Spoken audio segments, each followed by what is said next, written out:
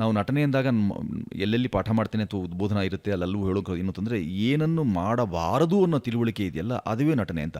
ಒಂದು ಉದಾಹರಣೆ ಕೊಡಿ. ಬಹಳ ಸರಳವಾಗಿ, ಈಗ ನಾನು ಇಲ್ಲಿ ಕಾಲು ಅಲ್ಲಾಡಿಸಬಾರದು ಅಥವಾ ಕೇಳಿದ ಪ್ರಶ್ನೆಗಳನ್ನು ಬಿಟ್ಟು ಬೇರೆ ಯಾವುದಕ್ಕೂ ಉತ್ತರ ಕೊಡಬಾರದು, ಬೇರೆ ಯಾವುದೋ ಬಗ್ಗೆ ಉತ್ತರ ಕೊಡಬಾರದು, ಅಥವಾ ನಾನು ರಂಗಭೂಮಿಲಿ ಇದ್ದೇ ಈಗಿಲ್ಲ ಅಂತ ಹೇಳಿದಾಗೂ ಅದು ನಿಜವೇ ಅಂತ ಹುಬ್ಬೇರಿಸಿ ಅವ್ರನ್ನ ಕಂಗೆಡಿಸಬಾರ್ದು. ಇಂಥವೆಲ್ಲವೂ ಸಹ ಅದು ರಂಗಭೂಮಿ ಕಲಿಸುವಂಥದ್ದೇ.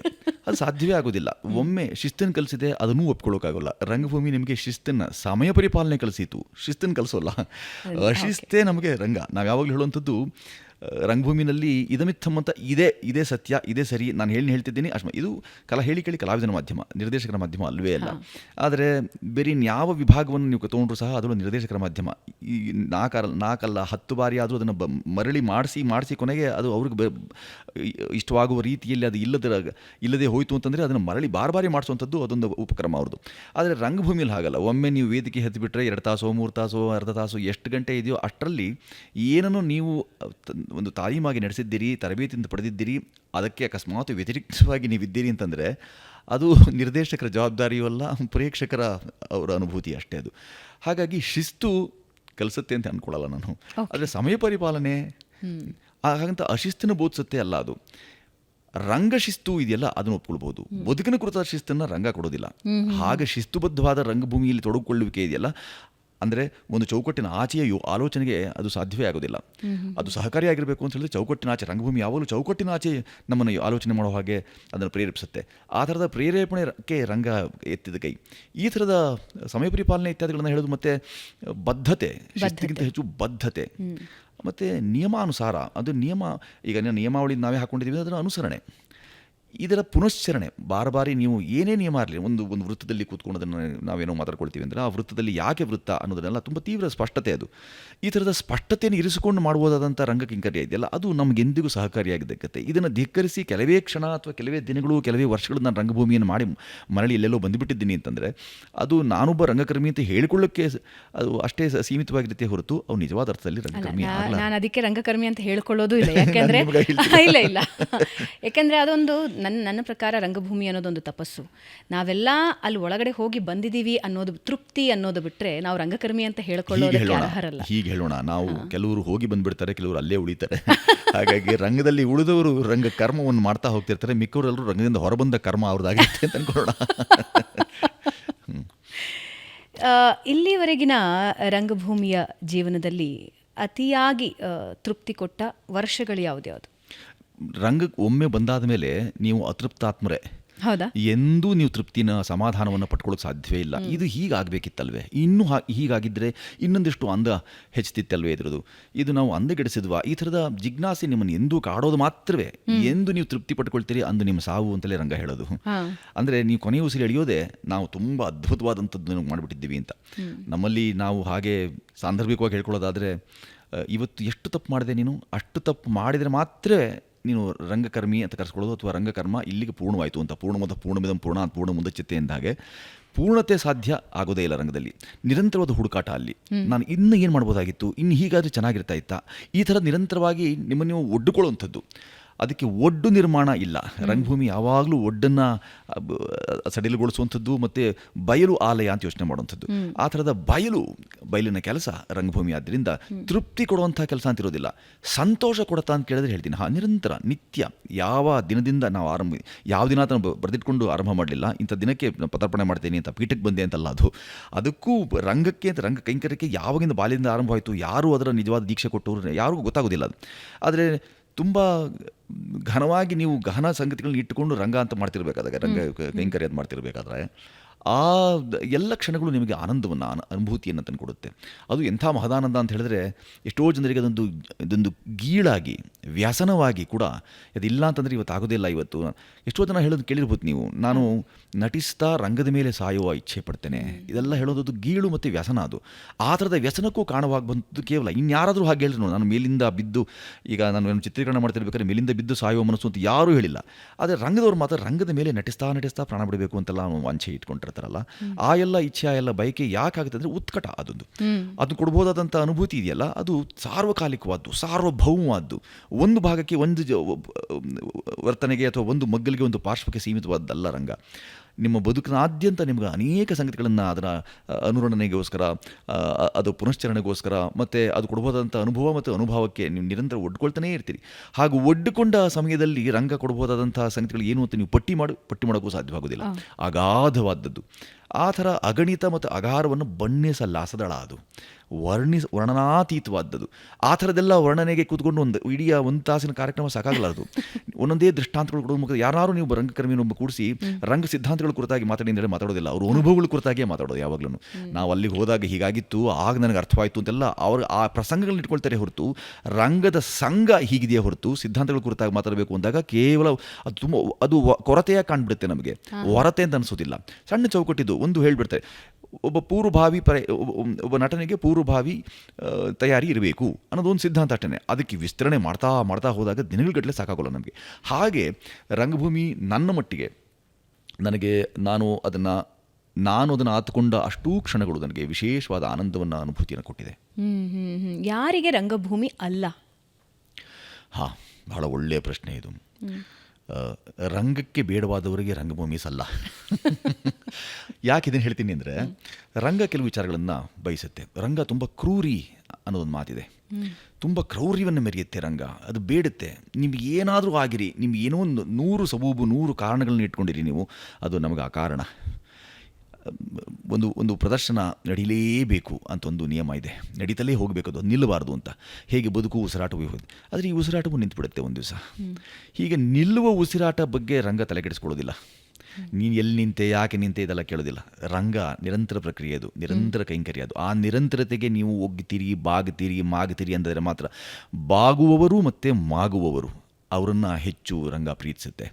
ನೀವು ಬಾಗ್ತೀರಿ ಅಂದಾಗ ಮಾತ್ರ ಮಾಗ್ತೀರಿ. ಹಾಗೆ ಬಾಗಿ ಮಾಗುವಂಥವ್ರನ್ನ ಹೆಚ್ಚು ಸೆಳ್ಕೊಳ್ಳುತ್ತೆ. ಕಲಾದೇವಿ, ರಂಗದೇವಿ ಎಲ್ಲರನ್ನೂ ಕೈ ಬೀಸಿ ಕರೀತಾಳೆ. ಕೆಲವರನ್ನು ಮಾತ್ರ ಒಪ್ಪಿಕೊಳ್ತಾಳೆ, ಇನ್ನು ಕೆಲವೇ ಮಂದಿಯನ್ನು ಅಪ್ಪಿಕೊಳ್ತಾಳೆ. ಅಪ್ಪಿಕೊಳ್ಳೋದು ಬಹಳ ಕಡಿಮೆ ಅದು. ಹಾಗೆ ಅಪ್ಪಿಕೊಂಡಿದ್ದಾಳೆ ಅಂತಂದರೆ ಸಹೃದ ಪ್ರೇಕ್ಷಕರು, ನೋಟಕರೇ ಮಾಟಕರು ನಾವು ಹೇಳ್ತೀವಿ. ನಾವೇನು ಮಾಡ್ತೀವಿ ಅದು ಅಂತಿಮವಲ್ಲ. ನೋಟಕರು ಅದನ್ನು ಅವರೇ ಜಾದೂಗಾರರು. ಅವರೇ ನೋಡಿ ಇದು ಸತ್ಯ, ಇದು ಸರಿಯಿದೆ, ನನ್ನ ಮನಸ್ಸಿಗೆ, ನಮ್ಮ ಹೃದಯಾಂತರಾಳಕ್ಕೆ ಕೈ ಹಾಕಿದರೆ ನೀವು ನನಗೆ ವಿಫುಲವಾಗ್ಬಿಡ್ತು ಮನಸ್ಸು, ಪ್ರಫುಲ್ಲವಾಯಿತು ಮನಸ್ಸು ಅಂತ ಅವ್ರು ಏನು ಭಾವಗಳನ್ನು ಎಷ್ಟೋ ಬಾರಿ ವ್ಯಕ್ತಪಡಿಸೋಕ್ಕೂ ಸಾಧ್ಯವಾದಂಥ ಅನೇಕ ಭಾವಗಳಿರ್ತವರು. ನಾವು ಅಷ್ಟರಸಗಳ ಬಗ್ಗೆ ಭರತನಾಟ್ಯ ಶಾಸ್ತ್ರದಲ್ಲಿ ಹೇಳ್ತೇವೆ ನಾವು. ಅದನ್ನು ನಾವು ಸಂಸ್ಕಾರ ಭಾರತೀಯರಂತೂ ಯಾವಾಗಲೂ ಹೇಳ್ಕೊಳ್ತಿರ್ತೇವೆ. ಅದನ್ನು ಭರತಮುನಿಯ ನಾಟ್ಯಶಾಸ್ತ್ರ ಇದೆಯಲ್ಲ, ಅದು ಬಹಳ ಪ್ರಮುಖವಾದ್ದು. ಮುಖ ನೆನಪಿಟ್ಕೊಳ್ಳಿ, ಮುಖ ಇದೆ ಅದಕ್ಕೆ. ಒಂದು ಉಪಸರ್ಗ, ಮತ್ತು ಮುಖವಿರದ ಮನುಷ್ಯ ಅವನು ತನ್ನ ಭಾವಾಭಿವ್ಯಕ್ತಿಯನ್ನು ಮಾಡಲಾರಾಗಿದೆಯಲ್ಲ. ಹಾಗಾಗಿ ಮುಖ ನಮಗೆ ಈ ಥರದ ಸಿದ್ಧಾಂತಗಳು, ಈ ಥರದ ಅದಕ್ಕೊಂದು ವ್ಯಾಕರಣ ಅಂತಿದೆ. ಆ ಎಲ್ಲ ಸಿದ್ಧಾಂತ ವ್ಯಾಕರಣಗಳನ್ನ ಇಟ್ಟುಕೊಂಡು ನಾವು ಕೆಲಸ ಮಾಡೋಕ್ಕೆ ಅಂತ ಹೊರಟಾಗ ಸಹಜವಾಗಿ ಅದು ಏನನ್ನೂ ಅರಿಯದೆ ಯಾರಾದರೂ ನಾನು ರಂಗಭೂಮಿ ರಂಗಕರ್ಮಿ ಅಂದ್ಕೊಂಡು ಬಂದ್ಬಿಡ್ತು ಅಂತಂದರೆ ಅದನ್ನು ರಂಗ ಅಥವಾ ರಂಗ ಈ ಚೌಕಟ್ಟು ಒಪ್ಪೋದಿಲ್ಲ. ಹಾಗಾಗಿ ಅವರಿಗೆ ಇದು ಅಲ್ಲ. ಸಾಹಿತ್ಯ ಎಲ್ಲರಿಗೆ ಎಲ್ಲ ಅಂತ ಸರ್ವಜ್ಞ ಭಾಳ ಹೇಳಿದ್ದಾನೆ. ಭಾಳ ಹಿಂದಿನ 17ನೇ ಶತಮಾನದಲ್ಲಿ ಹೇಳಿಬಿಟ್ಟು ಹೋಗಿದ್ದಾನೆ. ಎಲ್ಲ ಬಲ್ಲವರಿಲ್ಲ, ಬಲ್ಲಿದರೂ ಬಹಳಿಲ್ಲ, ಸಾಹಿತ್ಯ ಎಲ್ಲರಿಗಿಲ್ಲ, ಹಾಗೆ ರಂಗಭೂಮಿ ಎಲ್ಲರಿಗೆ ಅಲ್ಲ. ಯಾಕಂದರೆ ನಾವೆಲ್ಲರೂ ರಂಗಭೂಮಿಯನ್ನು ಮುಟ್ಟು ವಾಪಸ್ ಬಂದಿರ್ತೀವಿ. ಭೋರ್ಗರಿಯೋ ಮಳೆಯಲ್ಲಿ ಬೊಗಸೆಯಲ್ಲಿ ಎಷ್ಟು ನೀರು ಉಳಿಯುತ್ತೋ ಅಷ್ಟೇ ನಮಗೆ ದಕ್ಕತ್ತೆ ಅಂತ. ರಂಗಭೂಮಿನೂ ಅಷ್ಟೇ, ಅಲ್ಲಿ ಗಟ್ಟಿಯಾಗಿ ನಿಂತವರಿಗೆ ಮಾತ್ರ ರಂಗಭೂಮಿ ಅಂತ ಅನಿಸುತ್ತೆ. ಎಲ್ರಿಗೂ ಪರಿಚಯ ಇರುತ್ತೆ, ಆದರೆ ಅದರಲ್ಲಿ ಮಿಂದೇಳೋದಕ್ಕೆ ಕೆಲವರಿಗೆ ಮಾತ್ರ ಸಾಧ್ಯ ಆಗುತ್ತೆ ಅಂತ. ಆದರೆ ರಂಗಭೂಮಿ ಮತ್ತು ಈ ಸಿನಿಮಾ ಇದೆಯಲ್ಲ, ಇದು ಅವಿನಾಭಾವ ನಂಟು. ರಂಗಭೂಮಿಯಲ್ಲಿದ್ದವರು ಬಹಳಷ್ಟು ಕಲಾವಿದರನ್ನು ಸೆಳ್ಕೊಳ್ಳುತ್ತೆ. ಪಾತ್ರಕ್ಕೆ ತಕ್ಕ ಹಾಗೆ ಬದಲಾವಣೆ ಆಗ್ತಾ ಇರ್ತಾರೆ, ಪಾತ್ರಕ್ಕೆ ತಕ್ಕ ಹಾಗೆ ಡೈಲಾಗ್ಗಳನ್ನು ಬದಲಾವಣೆ ಮಾಡ್ಕೊಳ್ತಾ ಇರ್ತಾರೆ. ಆದರೆ ಸುಚೀಂದ್ರ ಪ್ರಸಾದ್ ಅವರು ತಮ್ಮ ತನವನ್ನು ಬಿಟ್ಟು ಮತ್ತೆ ಒಂದು ಪಾತ್ರವನ್ನು ಒಪ್ಕೊಳ್ಳಿಲ್ಲ. ಸಿನಿಮಾ ಒಂದು ರೀತಿ ಅದೊಂದು ಮಾಯಾಪಟ್ಟಿಗೆ ಅಂತ ಹೇಳ್ತಾರಲ್ಲ, ಅದು ಬಹಳಷ್ಟು ಬದಲಾವಣೆಗಳನ್ನು ತಂದುಬಿಡುತ್ತೆ. ನಾನು ನ್ಯಾಷನಲ್ ಕಾಲೇಜ್ ಜಯನಗರ್ನ ವಿದ್ಯಾರ್ಥಿನಿ. ಅಲ್ಲಿ ನಿಮಗೆ ಹೆಚ್ಚಿನ ಕಲಾಕ್ಷೇತ್ರದಲ್ಲಿ ಎಷ್ಟು ಪ್ರತಿಭೆಗಳು ಉದ್ಭವ ಆಗಿದ್ದಾರೆ ಹೇಳೋದಕ್ಕೆ ಲೆಕ್ಕಗಳಿಲ್ಲ. ಮುಚ್ಚಿಯೂ ಹೋಯ್ತು ಈಗ ಅದು. ಮುಚ್ಚಿ ಹೋಯ್ತು, ಬೇರೆ ಏನೋ ಕಟ್ತಾ ಇದ್ದಾರೆ. ನಾನು ಕೊನೆಯ ಬಾರಿ ಹೋಗಿ ಕೂತು ನೋಡಿ ಬಂದೆ. ನಿಮ್ಮನ್ನ ಬದಲಾವಣೆ ಯಾಕೆ ಆಗಲಿಲ್ಲ ಅಂದರೆ ಪಾತ್ರಗಳಿಗೆ ತಕ್ಕ ಹಾಗೆ ಡೈಲಾಗ್ಗಳು ಬದಲಾವಣೆಗಳಾಗ್ತಾ ಇರುತ್ತೆ. ಆದರೆ ಸುಚೀಂದ್ರ ಪ್ರಸಾದ್ ಅವರೇ ಕಲಾವಿದರಾಗಿ ತಗೊಳ್ತೀರಾ ನನ್ನನ್ನು, ನೀವು ಬೇಕು ಅಂತೀರಾ ನನ್ನ ಈ ಸಿನಿಮಾದಲ್ಲಿ ನಾನು ಬೇಕು ಅಂತ ಹೇಳಿದ್ರೆ ಅದು ನನ್ನ ರೂಲಿನ ಮೇಲೆ. ಹೇಗದು? ಹಾಗೇನಿಲ್ಲ. ಸ್ಪರ್ಶಿಸಿ ದರ್ಶಿಸಿ ಬಂದ್ಬಿಡೋಂಥವ್ರಿಗೆ ಪ್ರಾಯ ಈ ಥರದ ಅಪಾಯ ಒದಗಿತು. ನಾನು ಸ್ಪರ್ಶಿಸಿ ಕೇವಲ ದರ್ಶಿಸಿ ಬಂದವನಲ್ಲ, ತಳಸ್ಪರ್ಶಿ ಅಧ್ಯಯನಕ್ಕೆ ನಿಂತವನು. ನಾನು ರಾಷ್ಟ್ರೀಯ ನಾಟಕ ಶಾಲೆಯ ಭಾಗವಾಗೂ ಇದ್ದವನು. ಹಾಗಾಗಿ ನಿಮ್ಮ ಕಾಣಿಕೆ ಸ್ವಲ್ಪ ವಿಸ್ತಾರವಿದ್ದಾಗ, ಅದಕ್ಕೆ ವೈಶಾಲ್ಯ ಸಿಕ್ಕಾಗ ಸಹಜವಾಗಿ ನೀವೇನು ಮಾಡ್ತಿದ್ದೀರಿ ಅನ್ನೋದ್ರ ಬಗ್ಗೆ ನಿಮಗೆ ತೀವ್ರವಾದ ಅರಿವು ಇರುತ್ತೆ. ಅದರ ಹರಿವು ಸಹ ಹೋದಂತೆಲ್ಲ ಹೋಗಿಬಿಟ್ಟಾಗ ಸಹಜವಾಗಿ ನೀವು ಕಲಿತ ವಿದ್ಯೆ ಇದೆಯಲ್ಲ ಅದು ಅಬದ್ಧವಾಗಿಬಿಡುತ್ತೆ, ಅಪಸವ್ಯ ಆಗುತ್ತೆ. ಅಪ್ರಾಮಾಣಿಕ, ಅಪ್ರೌಢ ಮತ್ತು ಅಪ್ರಬುದ್ಧ, ಅಸಂಗತ ನಡೆ ಇದೆಯಲ್ಲ ಅದು ಕಲಾವಿತ್ ಅಂದರೆ ಕಲೆಯನ್ನು ಬಲ್ಲವ ಅಂತ ಅರ್ಥ. ಕಲಾವಿದ ಆಗಬೇಕು ಅಂತಂದರೆ, ಕಲೆಯನ್ನು ಬಲ್ಲವನು ಆಗಿ ಉಳಿಬೇಕು ಅಂತಂದರೆ ಕಲೆಯ ಮೂಲ ಸೆಲೆಯನ್ನು ಅವನು ಅರ್ಥ ಮಾಡ್ಕೊಂಡಿರಬೇಕು. ಈ ಕಾರಣಕ್ಕಾಗಿ ಯಾರು ಆ ಥರದ ಕಲೆಯನ್ನು ನಿಜವಾದ ಅರ್ಥದಲ್ಲಿ ಓದಿಕೊಂಡು ಬಂದಿರ್ತಾರೋ, ಯಾರಿಗೆ ಅದು ಕೇವಲ ದರ್ಶಿಸಿಯೋ ಸ್ಪರ್ಶಿಸಿಯೋ ಅಲ್ಲಿ ಮುಟ್ಟಿ ಓಡಿ ಬರ್ತೇನೆ ಗೋಡೆ, ನನಗೆ ಸಾಧ್ಯ ಆಗಿಲ್ಲ ಬಂದುಬಿಟ್ಟೆ ಅಂತ ಹೇಳ್ತಾರೋ ಅಂಥವ್ರಿಗೆ ಅದು ಕಷ್ಟಕರ ಅಂತ ಅನಿಸಿತು. ಆದರೆ ಅಲ್ಲಿ ನಿಂತು ಅಲ್ಲಿ ಬರುವಂಥ ನೀವು ಹೇಳಿದಂಥ ಆಗಿನ ಬಿರುಗಾಳಿ, ಭೋರ್ಗರದ ಸಮುದ್ರ, ಮತ್ತೊಂದು ಅಲೆಗಳು, ಎಡೆ ತೊಡೆಗಳು, ಆ ತಡೆ ಏನೇನು ಎಡೆ ತಡೆ ಇದ್ದಾಗ್ಯೂ ಸಹ ನೀವು ಸಂತೆಯಲ್ಲಿ ನೀವು ನಿಂತಿದ್ದೀರಿ ಕಬೀರರಾಗಿ, ನೀವು ಸಮುದ್ರದಲ್ಲಿ ಮಾಡಿದ್ದೀರಿ, ಸಮುದ್ರ ತಟದಲ್ಲಿ ಮಾಡಿದ್ದೀರಿ ಮನೆ, ಬೆಟ್ಟದ ಮೇಲೊಂದು ಮನೆ ಮಾಡ್ಕೊಂಡಿದ್ದೀರಿ. ಇದೆಲ್ಲವೂ ನಮಗೆ ವಚನ ವಾಂಗ್ಮಯ, ವಚ ಧಾತುವಿನಲ್ಲಿ ಎಲ್ಲವೂ ಅಡಗಿದೆ. ಅಲ್ಲಿ ಅಂಜಿ ಸಾಕಿದು ಅಂತ ಹೋದಂಥವ್ರನ್ನ ನಾವು ಪಲಾಯನವಾದಿಗಳು ಅಂತ ಕರೆಯೋದು. ಆದರೆ ಅವಕಾಶವಾದವನ್ನು ಪಲಾಯನವಾದವನ್ನು ಪಕ್ಕಕ್ಕಿರಿಸಿ ಇಲ್ಲಿ ಏನಾದರೂ ಸಾಧನೆ ಮಾಡಿಬಿಡ್ತೀನಿ, ಹೆಸರು, ಅಂತಸ್ತು, ಹಣ, ಅದಕ್ಕೊಂದು ಮತ್ತೇನೋ ಶ್ರೇಯ, ಈ ಎಲ್ಲ ಗರಿಗಳನ್ನು ಪಕ್ಕಕ್ಕಿಟ್ಟು ನಾನು ಕಂಡುಕೊಳ್ತೀನಿ, ಇದರ ಮುಖಾಂತರ ಸಂವಹನ ಪ್ರಕ್ರಿಯೆ ಇದೆಯಲ್ಲ ಅದನ್ನು ಇನ್ನಷ್ಟು ಮೊನಚಾಗಿಸ್ತೀನಿ ಅದಕ್ಕೆ ಅಂತ ಯಾವಾಗ ಯೋಚನೆ ಮಾಡ್ತಿರೋ ಆವಾಗ ಈ ಕಲಾದೇವಿಯು ಸಹ ಬೇರೆ ರೀತಿಯಲ್ಲಿ ಅದಕ್ಕೆ ವ್ಯತಿರಿಕ್ತವಾಗಿ ಆಕೆ ವ್ಯವಹರಿಸೋಲ್ಲ, ಕೈ ಹಿಡಿದು ನಡೆಸುವಂಥ ಕೆಲಸವನ್ನು ಮಾಡ್ತಾಳೆ. ಮಿಕ್ಕವರೆಲ್ಲರೂ ಪ್ರಾಯ ಹಾಗೆ ಮಾಡ್ತಾರೆ ಅಂತ ಅನಿಸುತ್ತೆ. ಇಲ್ಲಿ ದಿಢೀರ್ ಶ್ರಮರಾಹಿತ್ಯವಾದಂಥ ದಿಢೀರ್ ಯಶವೋ, ಹಣವೋ, ಕೀರ್ತಿಯೋ, ಹೆಸರೋ ಎಲ್ಲ ಆಗ್ಬಿಡಬೇಕು ಅಂತ ಯಾರು ವಾಂಛೆ ಇಟ್ಕೊಂಡು ಬರ್ತಾರೆ ಅವ್ರಿಗೆ ಸಹಜವಾಗಿ 8 ವರ್ಷ ಸತತವಾಗಿ 10 ವರ್ಷ ಎಣಿಕೆಗಾಗಿ ಮಾಡುವಂಥ ಕೆಲಸವಲ್ಲ ಅದು. ಇಷ್ಟು ವರ್ಷ ಅದೊಂದು ಬೌದ್ಧಿಕ ಕೈಂಕರ್ಯ, ಅದೊಂದು ಬೌದ್ಧಿಕ ಔನ್ನತ್ಯಕ್ಕಾಗಿ ನಿಮ್ಮನ್ನು ನೀವು ಕಂಡುಕೊಳ್ಳೋದಕ್ಕಾಗಿ ಮತ್ತು ಇತರರಿಗೆ ನೀವೇನೋ ಅಂತ ಹೇಳೋದಕ್ಕೆ ಮಾಡುವಂಥ ಒಂದು ಸೇತು ಇದೆಯಲ್ಲ, ಆಗಲಿ ನೀವು ಹೇಳಿದಂಥದ್ದು, ಆ ಸೇತು ನಿರ್ಮಾಣಕ್ಕಾಗಿ ನೀವು ಕೆಲಸ ಮಾಡ್ತಿರ್ಬೇಕಾದಾಗ ಸಹಜವಾಗಿ ನಿಮಗೆ ಸೋಲಾಗೋಲ್ಲ. ತುಂಬ ಜನರು ಅರ್ಧದಲ್ಲಿ ಮರಳಿ ಹೋಗಿಬಿಟ್ಟು ಇಲ್ಲ ತುಂಬ ದೂರ ಆಯಿತು ಅಂತ ಜರಿಯುವ ಕೆಲಸ, ಕೈಗೆಟಕದ ದ್ರಾಕ್ಷಿ ಹುಳಿ, ಯಾವಾಗ ಎಗಿರಿ ಕೊನೆಗೆ ಆಗಲಿಲ್ವೋ, ನನಗೆ ಸಿಕ್ಕಲಿಲ್ವೋ, ಚೆನ್ನಾಗಿಲ್ಲ ಅದು ಹುಳಿಯೋದು. ಯಾವಾಗ ದಾಟರು ಸಾಧ್ಯ ಆಗಿಲ್ವೋ ಅದು ಮಧ್ಯದಲ್ಲಿ ಎಲ್ಲ ಕಿತ್ತು ಹೋಗಿದೆ. ಅಲ್ಲಿ ಹೋದ್ಮೇಲೆ ನಾನು ಅಂದ್ಕೊಂಡೆ ಅಲ್ಲಿ ತನಕ ಹೋದ್ಮೇಲೆ ಏನು ಮಾಡೋದು, ಹೋಗ್ಬಿಡ್ತೀನಿ. ಹೋದ ನಂತರದ ಸ್ಥಿತಿ ಏನು, ಅಲ್ಲಿನ ಗತಿ ಏನು, ಅದ್ರ ಬದಲು ಇಲ್ಲೇ ಇರ್ಬೋದಲ್ಲ. ಈ ಥರದ ಸಬೂಬು ವೀರರು ಸಮಜಾಯಿಷಿ ಶೂರರು ನಾವು ಆದಾಗ, ಎಲ್ಲಕ್ಕೂ ಸಬೂಬು ಕೊಡುವಂಥ ಸಮಜಾಯಿಷಿ ವೀರರು ನಾವು ಆಗ್ಬಿಟ್ಟಾಗ ಸಹಜವಾಗಿ ಅದು ಅವರಿಗೆ ನೋಡಿ, ಹಣ್ಣು ಬಿಡುವ ಮರಕ್ಕಷ್ಟೇ ಕಲ್ಲು ಹೊಡೆಯೋದು ಯಾರಾದರೂ, ಹಣ್ಣು ಬಿಡದ ಮರಕ್ಕೆ ಯಾರೂ ಕಲ್ಲು ಹೊಡೆಯೋಲ್ಲ. ಹಾಗಾಗಿ ಈ ಥರದ್ದೆಲ್ಲ ಕೆಲವು ಸಂಗತಿಗಳು ನಮಗೆ ಕಾಣಿಕೆಯಾಗಿ, ಉಪಜವಾಗಿ ಮತ್ತು ಈ ರಂಗ ನಮಗೆ ಕೊಡಮಾಡಿದಂಥ ಉಡುಗೊರೆಯಾಗಿ, ಬಳುವಳಿಯಾಗಿ ದಗ್ತಾ ಹೋಗುತ್ತೆ. ಅದನ್ನು ಯಾರು ತಮ್ಮದಾಗಿಸ್ಕೊಳ್ತಾರೆ ಅವ್ರಿಗೆ ಒಂದು ಹಿರಿತನ ಸಿಕ್ಕುತ್ತೆ, ಅವ್ರಿಗೊಂದು ಶ್ರೇಯ ಸಿಕ್ಕುತ್ತೆ. ಅವರು ಬಯಸಿದ ಶ್ರೇಯ ಅದಾಗಿರಬಾರ್ದು, ಇತರರು ಕೊಡಮಾಡಿದಂಥ ಉಪಾಧಿ ಆಗಬೇಕದು, ಬಯಸಿದ್ದಲ್ಲ ಅದು ಯಾಚಿಸಿ ಬಯಸಿ ಆಗಬಾರ್ದಲ್ಲ, ಅದಾಗಬಾರ್ದು. ಇತರರು ಕೊಡ್ಬೋದಾದಂಥ ಉಪಾಧಿ ಅದು ನಾವು ನಿಮ್ಮನ್ನು ನೋಡಿದಾಗ ಹಾಗೆ ಅನಿಸುತ್ತೆ, ನಿಮ್ಮನ್ನು ನೋಡಿದಾಗ ನಿಮ್ಮ ಮಾತು ಕೇಳಬೇಕು ಅನಿಸುತ್ತೆ, ನಿಮ್ಮ ನಟನೆ ನೋಡಬೇಕು ಅನಿಸುತ್ತೆ ಅಂತ ಇತರರು ಹೇಳಿದಾಗ, ನೀವೇ ಹೇಳಿದಾಗ ಬದಬಳಕೆ ಮಾಡಿದ ಮುಖ ಸ್ತುತಿ ಇದೆಯಲ್ಲ, ಆ ಸ್ತುತಿ ಇರಬೇಕು. ಅದು ಸ್ತುತ್ಯಂತರವಾದ, ಸ್ಥಿತ್ಯಂತರವಾದಂಥ, ಲಿಪ್ಯಂತರವಾದಂಥ, ತಲತಲಾಂತರ ಬರ್ಬೋದಂಥ ಕೆಲಸ ಆಗ್ಬೋದು ಅದು. ಎಲ್ಲರೂ ಹೇಳ್ದಂಗೆ ನನಗೆ ಕಲೆ ರಕ್ತಗತವಾಗಿ ಏನೂ ಇರೋದಿಲ್ಲ, ರೂಢಿಗತವಾಗಬೇಕದು. ಕಲೆ ಯಾವತ್ತೂ ರಕ್ತಗತವಾಗಿ ಬಂದುಬಿಡೋಲ್ಲ ನಿಮಗೆ.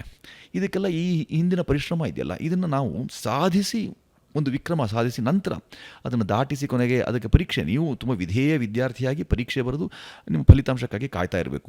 ಇಂಥವೆಲ್ಲವೂ ನಾವು ಈ ಹರಟೆಯಲ್ಲಿ ಮಾತಾಡ್ಕೊಳ್ಳಲ್ಲ ಅಂತಂದರೆ ತುಂಬ ಜನರು, ಎಷ್ಟೋ ಜನರನ್ನು ನೋಡ್ತೀವಿ, ಎಳೆಯರು, ಅವ್ರ ಧಾರ್ಷ್ಟ್ಯವೇ ನಾನು ರಂಗಭೂಮಿನಲ್ಲಿ ಬಂದವನು ಅಂತ ಹೇಳ್ತಾರೆ. ರಂಗದ ರಾ ಗೊತ್ತಿರೋದಿಲ್ಲ, ಅನುಸ್ವಾರ ನಂತರದ್ದು. ರಂಗದ ರಾ ಗೊತ್ತಿಲ್ಲದೆ ಗಾತಂಕ ಬರೋದಾದರೂ ಹೇಗೆ? ಮೊದಲು ಅನುಸ್ವಾರ ಬೇರೆ ಇದೆ, ಸ್ವರದಲ್ಲಿ ಅನೇಕ ಪ್ರಭೇದಗಳಿವೆ ಅಂತಲೂ ಗೊತ್ತಿದೆ ನಿಮಗೆ. ಆ ಥರದ 7 ಸ್ವರ ಎಲ್ಲ ಇಟ್ಕೊಂಡು ಅದೇನೂ ಇಲ್ಲದಂಗೆ ಅನುಸ್ವಾರದಲ್ಲಿ ಸ್ವರ ಸಾಧನೆಯೇ ಆಗಿಲ್ಲ ಅಂತಂದರೆ ರಂಗ ಅಂತ ಹೇಳೋದಾದರೂ ಹೇಗೆ? ಈ ಥರ ಯಾವುದೇ ವಿಭಾಗಕ್ಕೆ, ಅದು ಕೇವಲ ರಂಗಕ್ಕಷ್ಟೇ ಅಲ್ಲ, ನಿಮ್ಮ ವಿಭಾಗದಲ್ಲಿ ಏನು ಕೆಲಸ ಮಾಡ್ತೀರಿ ನೀವು, ನಿಮ್ಮ ವೃತ್ತಿ ಸಂಬಂಧಿ, ಅಲ್ಲೆಲ್ಲವೂ ಈ ಥರದ ಶ್ರದ್ಧೆ ಬಹಳ ಮುಖ್ಯವಾಗಿ ಕೆಲಸ ಮಾಡುತ್ತೆ.